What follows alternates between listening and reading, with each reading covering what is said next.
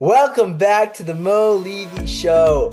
Today is a very special day because we have my good friend. I don't know if I'm not going to say your name because, well, he's going to a very elite unit in the IDF, and that's why you can't see his face. If you're wondering, it's kind of sus. It's just like a blur over his face. It's chill. Okay. We can't disclose any of this information to you guys as of now. But I'm going to hand the microphone to you, I have to come up with a code name for you because I'm so used to calling you by your name. Maybe I'll call you Green Rock. Yeah. Green, beautiful. Yeah, I love it. Um, Okay. yeah, so my goal today, guys, fellow beautiful audience members, is to introduce you to the beautiful man that is Moshe Levy. This man is golden to the core. And I had to blur my face because I can't compete with the greatness that is before you. Okay, if you look at this beautiful perfection of a man, right? He is the example that all men should follow. So we're just gonna ask him some questions today, and we're gonna get to know him, and freaking, this is gonna be a good time, man. All right. Well, you heard it, guys. Today's a podcast where I'm getting interviewed. Honestly, it's a little weird for me because usually I'm doing the interviewing because it's feels weird to talk about myself. But today we're changing it up. And then once Green Rock over here is situated in his unit, all comfortable, we're going to flip the role and then we're going to interview him. But you're going to have to wait a good few months for that episode. Let's just start with what this podcast is about. I mean, I'm sure you talked about it on previous episodes, but nobody saw those. So why did you start this podcast? What's the goal of the podcast? Hmm. The goal of the podcast is to increase the quality of people's lives, whether it's through making them giggle or through different life hacks or insights from wise people, health things, business things, perspectives, mindsets, just things that people can come to this podcast, take something off the shelf, so to speak, and apply it in their lives and have a better quality of life. It's like time traveling almost, you know? Like getting someone's wisdom or information is like literally saves you years if you had to go and learn that on your own, you know? So true. It's so freaking true. Yeah, I love that. So let's start at the beginning. All right, when your soul came down from heaven to join us mere mortals on earth. So tell me a little bit about your very early life. How were you as a young child? How was your childhood? What kind of kid were you? I was fat.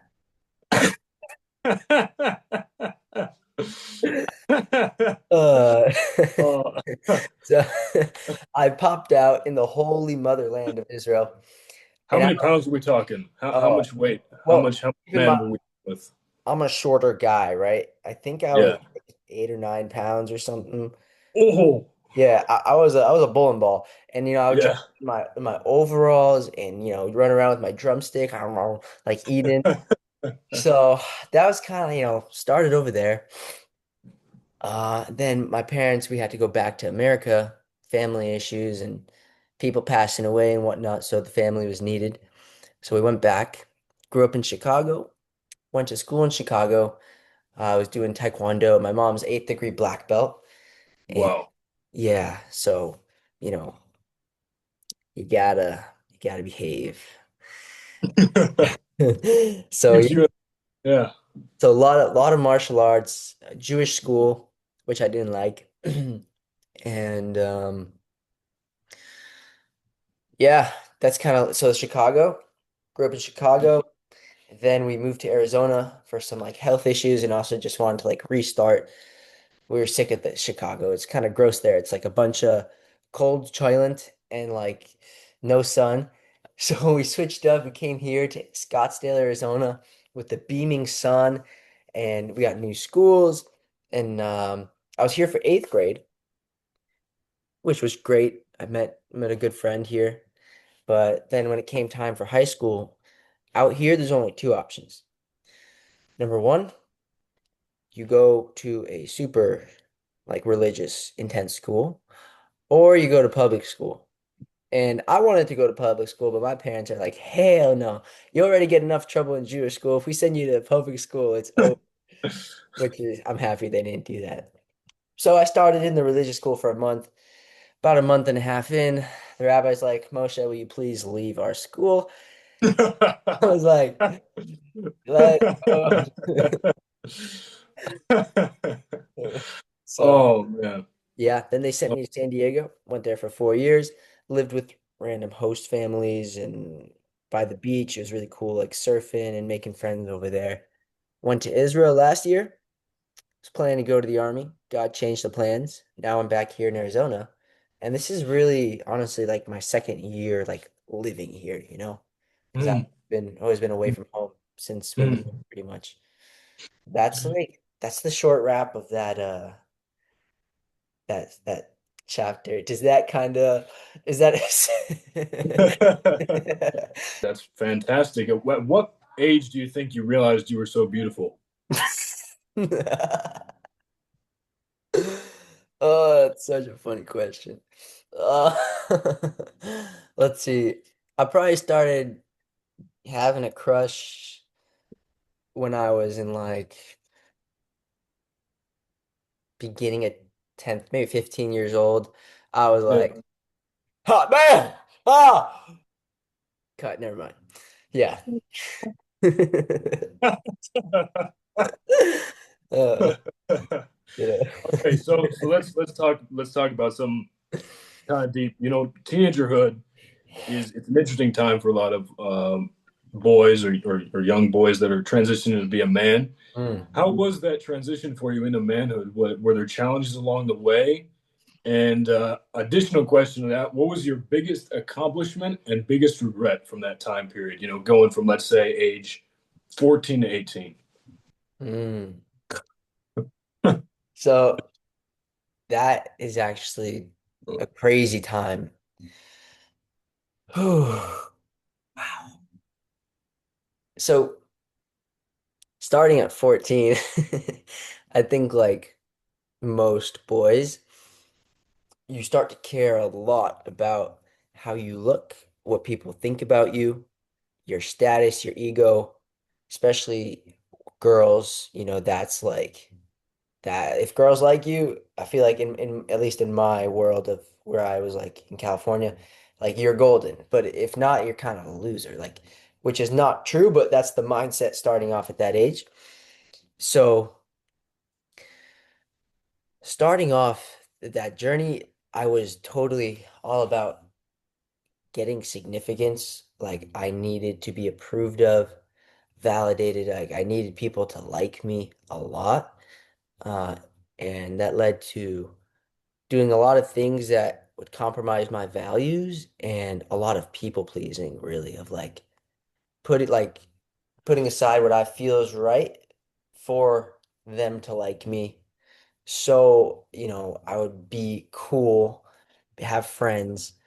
Um, and that's just a rabbit hole that never ends. It's kind of like you never get enough money. You can never get enough like validation or whatever because you think like, okay, yeah, I just need like one girl to like me and then like, okay, I'm satisfied, right? But as soon as you get that, you realize that that's not it.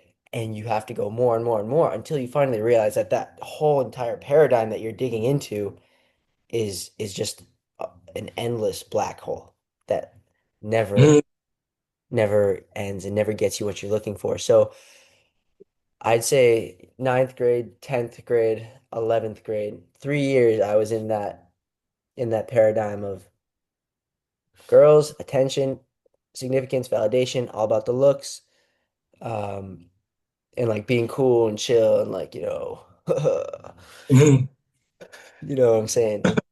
And then I think God kind of broke me out of that in the summer of 11th grade, going into 12th grade.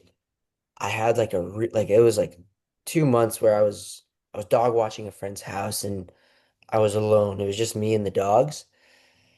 And man, when you put off your problems and yourself and all the internal stuff like things pile up. It's like, think about it, like if you got garbage and you never take that garbage out for 3 years and you keep ignoring it, ignoring your problems, ignoring your trash, pretending it's not there, and then suddenly you're forced to face it.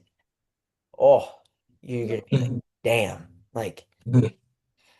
horrible, you know? So Mhm.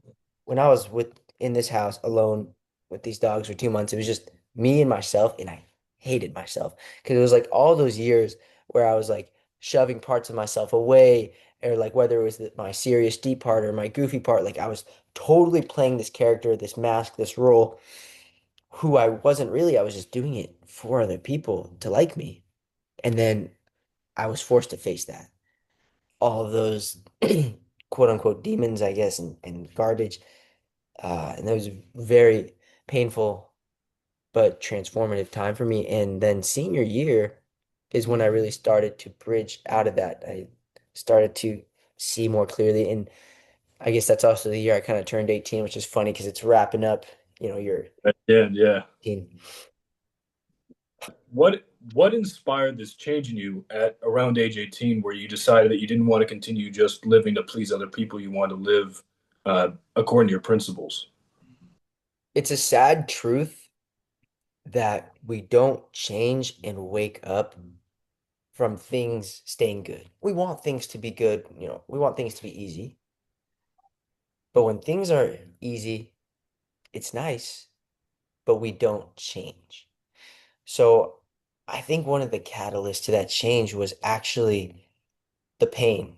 And pain we think is a bad thing, but almost all significant transformation, growth, change comes from usually pain.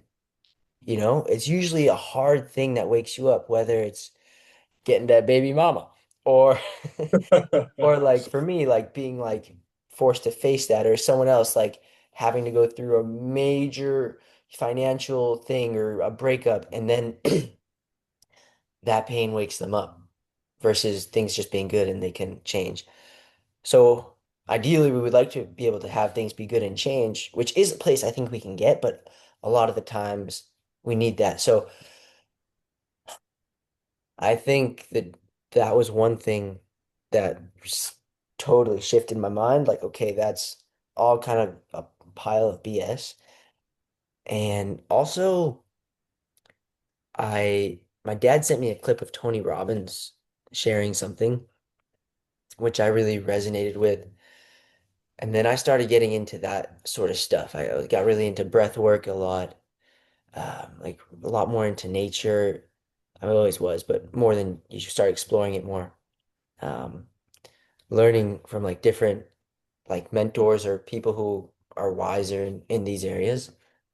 And I really like just shoved my head into their stuff. And I think like the big pivot I made from the place of pain, and then on that road bumping into these different people or mentors or wiser people who I can learn from and feed my mind, that really just set me on this totally different path. Like I can't imagine if I like didn't have that hard summer where I'd be right now. It Mm, it's so crazy to think about, like when you think about time and like you met that one person, you got that like that one call, and then everything just shifted. Like you're going this way and your whole path just shifts. And now you're going mhm. totally new direction. So, like for you, I mean, we're not going to talk about you, but like, that one move to Israel is like your whole path just Absolutely. so yeah. Wow. So you're saying you hit the hardship and then you made the decision to go forward and change your life, essentially, is what you're saying. Like Yeah. it just got so bad that you knew I'm sick of being in this way and I need to improve. And then you took that and you want to help other people as well. That's a very noble thing, man. There's a lot of guys, a lot of men, they have to make decisions what they're going to do in their lives. And a lot of guys, they make the wrong decision. And to be fair, it's typically you always know what the right thing to do is without exception. Most of the time it's just too freaking hard to do it. So you've made the decision to do the right thing and be a principled man, and for that, you have all my respect. And that's part of being a man, man. That's part of transitioning. So massive respect to that. So kind of connected to what you just spoke about. What kind of advice do you have for teenagers, specifically young men that might be going through the similar struggles that you were going through?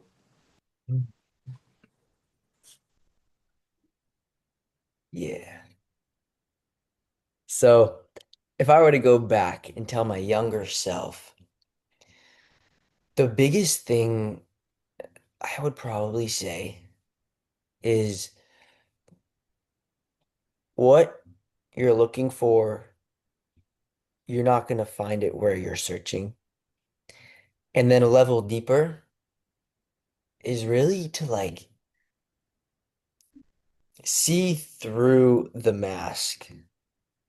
Like that phase is confusing and it can be very confusing, especially with the social media and like how everything is kind of run and put together and you're cool if you have these many followers and these people like you, otherwise you're not. But to step back, and I know it's harder when you're younger. I'm talking like I'm an old man, I'm just 20, but like if you could step back and see through that mask, it's like it's wearing a mask of like this is you need to be like this. You have to do this. You have to get the girls. You have to be like on the social media. You have to like talk this way and be like this. If you can see through all of that BS and come back to like what's authentic to you and what you feel like God needs you to do at that stage. It's like a huge time of changing and developing, learning and growing in that time. And for a lot of people, they'll say, teenage years were a lot of fun, but they'll also say like, man, I wasted so much time, you know? Like you don't learn anything in high school usually because your mind is so focused on other things. Mhm. You're just mostly goofing off and like no responsibility, living at home. And I think that's a great time to develop or build something like people who have started, even just example like a YouTube in like ninth grade, they come out of high school like with a huge platform. And like if there's somewhere you can kind of put your energy that can actually grow that you enjoy, like a passion or something, instead of taking all your energy and putting it into this black hole, this mask of a waste of time and waste of energy, and it's just an illusion that you think you're gonna feel a certain way from it, you won't. Mhm. Not gonna get what you're looking for out of that pit, you know. You're gonna get high for 30 seconds and you come crashing right back down. And you're just gonna repeat the process until you learn. So for me, I kind of wish I could have told my younger self, you don't have to try to impress these people. You shouldn't waste your time like trying to be something you're not and do something you're not. And like just take that energy and feed it into something that you can, like when you have all that time and no responsibilities. Hmm. That's kind of my thoughts there is like set yourself free. If I had Mhm. to summarize that, yeah, I'd say set yourself free from needing to be cool. Set yourself free from needing to fit into other people's square of how you need to be in order to be liked and to be cool, which is hard, but man, like it's just so not worth it to do that to yourself. That was beautiful right there. So we've gone through childhood, we've gone through a little bit of becoming the great man you are today. So I want to go and ask you a few interesting questions, just see what kind of guy you are. So first off, I've known Moshe for a little bit now, about almost 2 years at this point, year and a half, something like that. We've done a lot of hard stuff together, actually. What is the most difficult thing you've ever done in your life? And as a two-part of that question, when you want to quit, when everything inside you is telling you to stop, what do you tell yourself to give yourself the motivation to keep going? I have to stand up because this is such a deeply scraping story. Now I will sit down. The most painful thing I've ever done in my life was actually with Agent Greenrock here. And we were in army training together in Israel in this program. And we're all the way south, like right next to Egypt and Gaza, about a couple miles from each in the desert. And the Yishuv was about what, like three, how, like the Four whole point whole four. fenced off area, Yeah, about 4.4 kilometers. 4.4 kilometers. So there's this challenge of who can crawl around the whole entire perimeter of the fence of this Yishuv. 4.4 kilometers. It's sandy, pebbly, thorny, rocky floor, right? Can I give a little bit of a Please, backstory to this as well? please. We're also, when we say crawling, we don't mean crawling like a guy in San Francisco. Hmm. This is proper army crawling, proper technique, arms on the floor, abs on the floor, proper military style as well. So this is not just crawling on all fours. This is fully on the floor, slow, difficult work.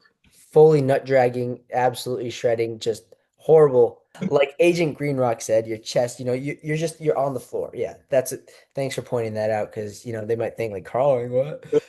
Yeah. Yeah. Um, so I believe in our year there was one person who did it. Mhm. Yeah, I believe so. Yeah, Before us, yeah. before us. And there was like a few hundred boys in the program. And Green Rock and I decided we want to take this challenge on. Um, the first fellow who did it took him about 9, 10 hours, was it? I believe so, yeah. I believe Yeah. about 10 Good friend of hours. ours. Yeah, good friend of ours, yeah. Yeah, and this is brutal for a few reasons. Number one, it just hurts. It's just painful. It's like you're just every time you put your arm down, there's rocks and thorns and it's like sandpaper. So you're just getting ripped open. The second reason it sucks is because imagine it square fences almost, where each fence is about like a mile long straight. So when you're laying down there looking up, it looks like eternity that you just have to go straight. So it looks like forever. So mentally, that's really tough. Number three, you are completely alone. It's not like you're doing a workout with friends and you can bounce off motivation from seeing other people who are pushing. It's just you and your mind, and you don't even have to do it. You're choosing to do it. So it's like, what? And I think the fourth reason it sucks so much is just it's boring. It's repetitive. Like if you're doing a gibouche or something else, like at least you get some variety. You're sprinting, you're crawling, there's sandbags or stretches. Here, it's like, I mean, for that guy, 10 hours of the same motion. You're crawling Mhm. and you move so slowly, and each one is just brutal. So we took on this challenge. Um, and what we started at about 6 p.m., finished at around 2, 3 in the morning. And that was the hardest thing I think I've ever done. What kept me going when I didn't have to do it? How did I keep going through that? It's really about having a bigger and stronger why. And in situations like this, you have to create your own why of why you're doing this thing. So for me, I was just thinking, well, I'm going to the army. So my thought was, okay, my family, Jewish people, people are getting killed. Like I went extreme in my mind to like use that as my motivation. And like at those points where I was like literally thinking like, dude, like let me just go like to sleep. Like it's already 1 in the morning. Like, what am I doing? At those points is when you have to pause, you got to come back to that in your mind and think, if up there there's a dude holding a knife to your little sister, you're just gonna stop? You're just gonna like get up and go back to your bed? Mhm. Hell no, right? and you come up with a why for why you're doing what you're doing that's strong, something extreme that really touches a nerve. It pinches a nerve inside you, and that can let you keep going through that. And it was just so crazy because the mind is just so much stronger than we think. I mean, Agent Greenrock here is an expert in this field. We'll get into it when we interview him. As it says in uh, Viktor Frankl's book, Man's Search for Meaning, a strong enough why can bear almost any how. And I found that to be true so far. That was golden, my friend. That was beautiful. So, kind of tying into that, Moshe Levy, what is a man? What is a real man? The first three things that came to my mind when you asked me that question are kind of three key attributes. Number one, he has a set of values and morals that he is able to stand and live by. Like almost like a code. It doesn't have to be that extreme, I guess, but like this is right, this is wrong. I do this, I don't do that. Kind of like a guide, like so he can lead. Because that ties into the second thing is leading. And it doesn't mean you're the leader of a whole entire unit or, a whole business. Like, no, we are all leaders in our life. Like, I have to lead my day today. And I'm sure I'm a leader to my little siblings. And even whoever's listening to this, if you're still listening to the episode at this point, we're, we're all leaders in our lives. So I think the first, second two tie in real good is the first have some morals, have some principles that you live by. Number two, be able to lead your life. Don't be a victim. Don't be like a total follower. You know, you're a leader. A man leads. And as I said, it doesn't have to be dramatic, but you lead. And the third thing, create. You're building something, you're going somewhere. You have direction. And direction changes. That's totally fine. There's periods where you're not totally sure, but you're moving. You're looking to create, you're looking to lead, and you're looking to do that from a grounded, pure place. Like switching over just a little bit, like now, like on the internet, there's so much like it kind of cringes me out, but like talk about like alpha and like masculinity and all this stuff. And I just want to touch on real quick, like I'm sure you can like relate to this, is like that's the I was gonna say that's so gay, but like that's so like no, like it's just that's disgusting. It gives me the total ick, I guess you could say. Like if we're looking for a man, we're looking at someone like Lord of the Rings, like Strider, you know, Mhm. Like Aragorn Strider. Like that is what a real man is to me, not some like dude who's like pretending to be cool because everyone knows he's compensating for his, Mhm. little. Mhm. So Yeah. What you're saying is a man isn't you don't define a man by the car he drives or how many women he has. It's how he lives, his principles, and how he takes responsibility for other people, and how he handles himself in his life. yes. Okay. Yeah. Beautiful. Okay, so let's go into the Great Father above. How has your relationship with God changed as you become older? It's changed a lot.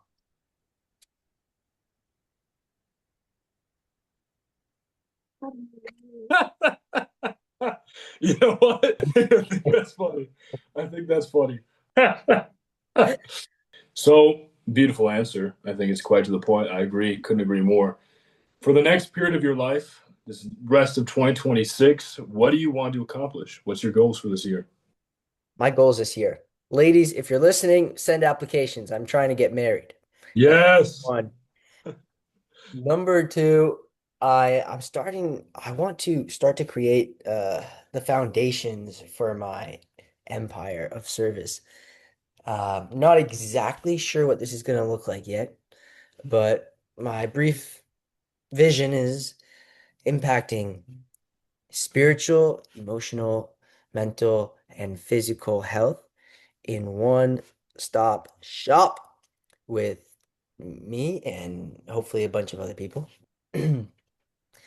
Yeah, I want to build that business. So right now I'm doing personal training. I'm starting wellness coaching. I coach people a bit with just in life, whether they're going through something or they just trying to make progress. I help them with that. And I want to build off that and become more independent through these lines of work and eventually build that into something that is like really helping on a really high level. I yeah, I hope someday 5, 10, 15 years I can look back on this episode and be like, like we pulled that off. I pulled that off.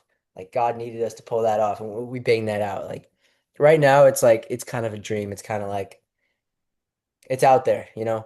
But Mhm. yeah, that'd be amazing. Well, I bless you that God should give you success and that you would continue to stay the man you are with the principles you have, no matter what life will throw at you. And remember that God gives the greatest challenges and the greatest commands and roles to those that are capable. And He's chosen you for an important role. So know that you're capable, and no matter how hard it gets, you should always go forward with success.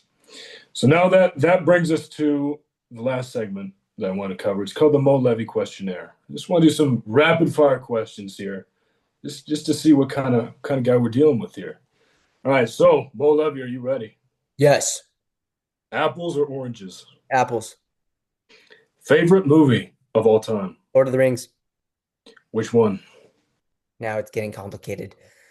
Because in my mind it's one beautiful, big, juicy story. But because like number one, the Shire scenes are my favorite, and then so number three, Okay. What is the best band? Bon Jovi, Ooh, I like that.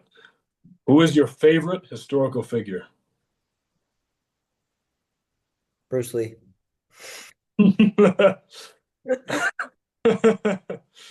Did O.J. Simpson do multiple times. it?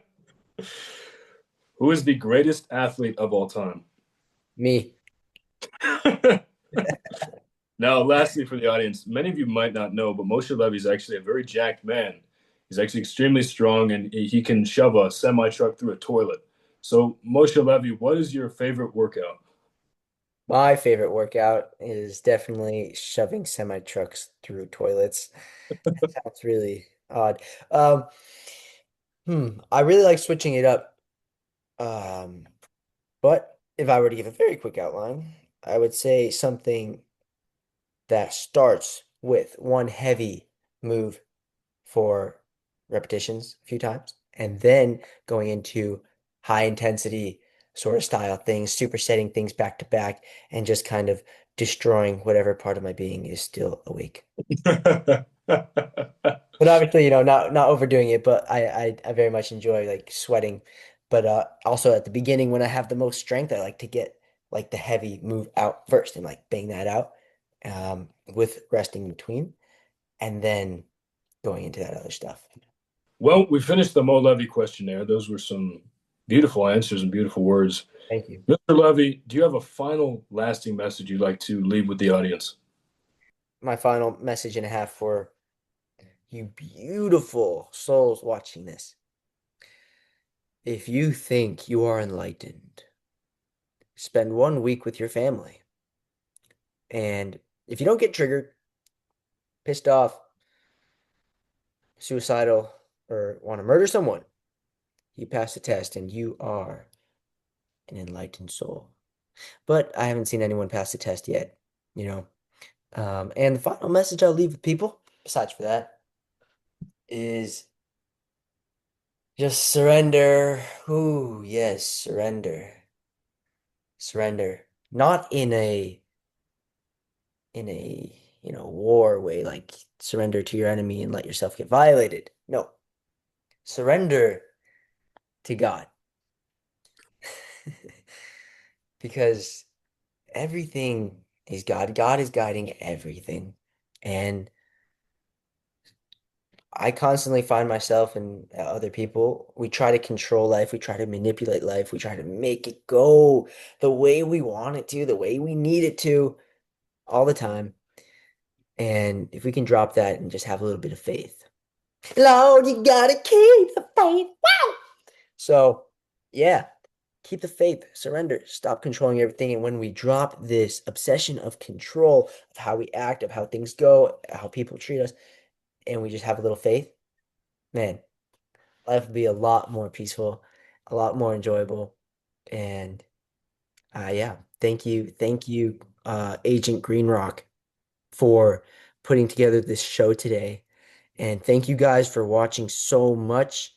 I'm gonna let Agent Greenrock close it out from here. Have a beautiful day. Well, thank you, Mr. Levy, for having me on. Just remember, all women want you, and all men want to be you. And it's been an absolute pleasure coming on your podcast. That you should succeed in everything you do, and that God should give you success in your life. It's been a pleasure. It's been an honor, my friend. Thank you. Thank you so much. Best of luck in your service. Thank you, sir. Force be with you.